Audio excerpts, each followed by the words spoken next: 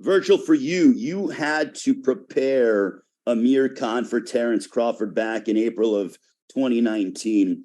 What was your strategy like? And if you were Errol Spence, how would you prepare him? If you were Derek James, how would you prepare Errol Spence to find Terence Crawford on July 29th on Showtime pay-per-view? Well, to be honest, the Canelo fight ruined Amir Khan. It took a lot out of him. He took 2 years off.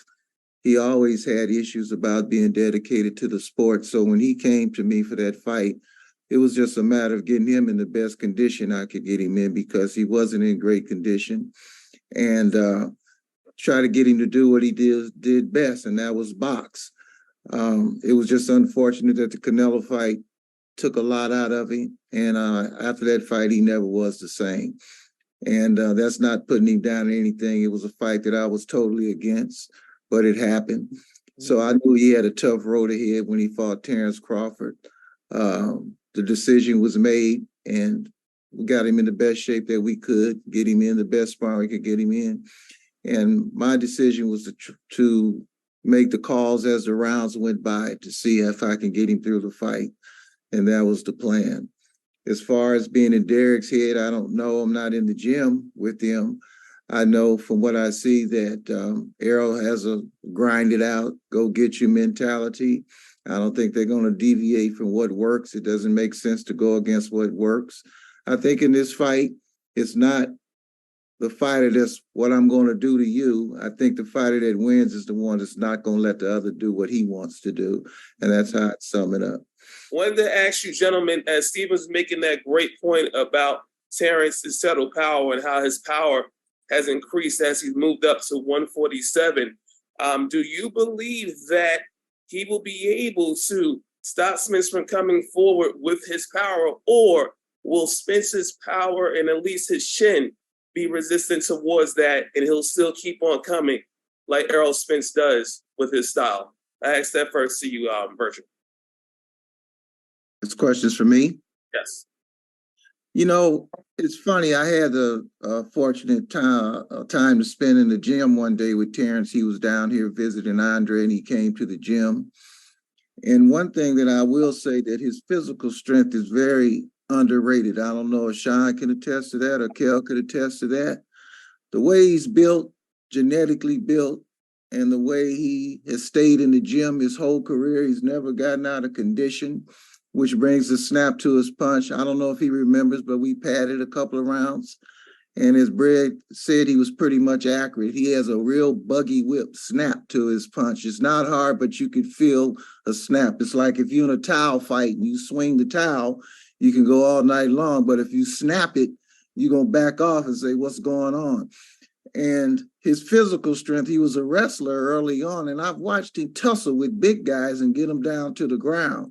So he's built from the feet up with his physical strength, not from the chest, the shoulders down. So I think he can generate a lot of power.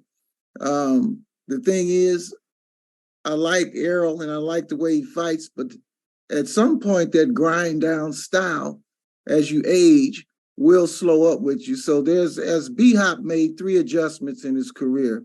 When he first started, he was the executioner. Then he was X, then he became the alien, and he fought into his 40s because he made these adjustments as time went by. Because physically, those grind out camps where you have to fight that style that Errol fights, you have to grind every single day. And as Kell attested, he's had a lot of gaps in his career. The car wreck, you have to take that into effect. I don't care what you do or what you look like, that does have an effect. Errol himself has admitted that he's had a lifestyle that wasn't always good. That does damage to the internal organs that's irreversible. And we just have to see. I think that his determination and his drive is A+, and that's going to be the factor in the fight. I think, again, it's who can stop the other guy from doing what he wants to do as opposed to me doing what I want to do. My questions for the whole panel. Breadman alluded to it almost spot on. I like you, Mr. Edwards. Nobody's talking about how slow that Terence gets off. You see either one of them, because Errol got off slow against his last fight. That's Kieran guy. Yeah. Ugas. But do you see either fighter, if there is 3-1 after 4 rounds, either fighter getting caught? Because neither one of them has gotten caught in their career, and they're great finishers. So y'all see either fighter, regardless of who come out fast or slow, once they get up by 2 rounds, losing that lead on the cards. Because they're so talented. Was that question for me or? Yes, Stephen, Virgil, why don't we start with the trainers on this one? Virgil, you could go first. Go ahead. I think that either fighter, either if they're down in the fight, has the ability to come back, even the fight, and even take the lead. I think the first 4 rounds will determine how the rest of the fight is going to go. With a fight of that magnitude, you should be able to see the necessary adjustments being made or attempted to be made in the first 4 rounds. I think both men understand that they have to get the respect of the other real quick. I think the key to Terence is stopping Errol from what he wants to do is to hurt Errol.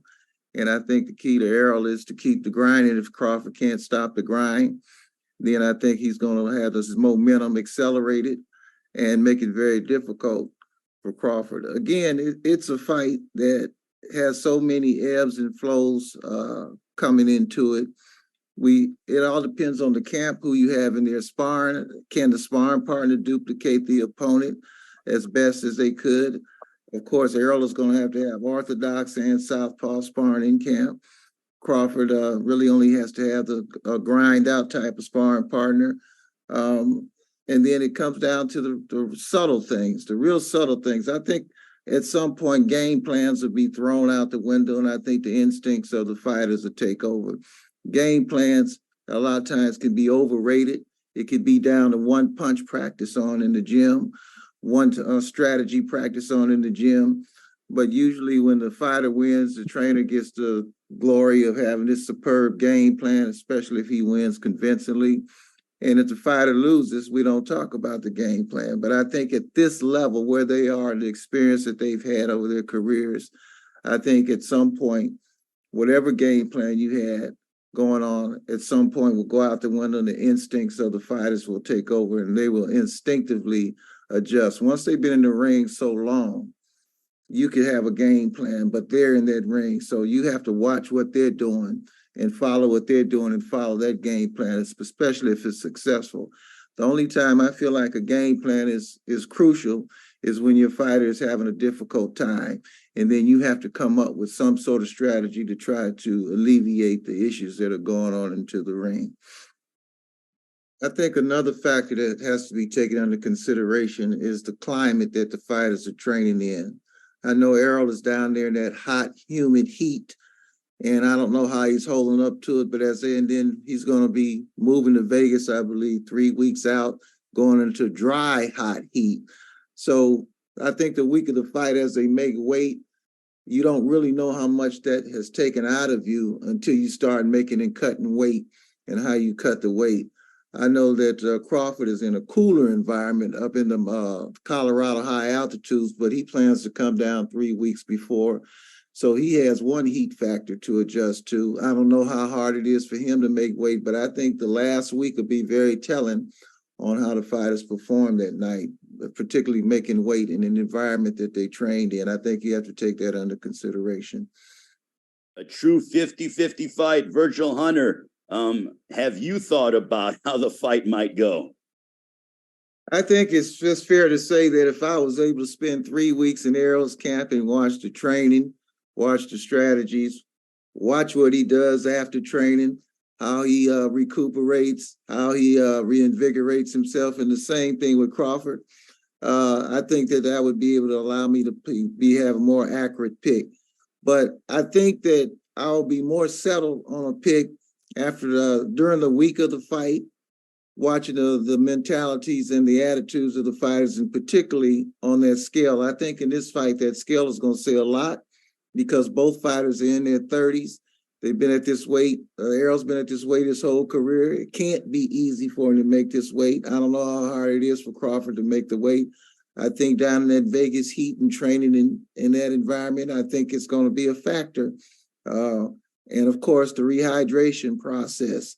So I'd have to be subjected to each fighter's mental makeup over a period of time to see the mental and concentration and the mental fortitude to be able to make a pick at this time. At this time, I'm just going to enjoy the fight. Hope to get there, see it live. It's just a great fight for boxing.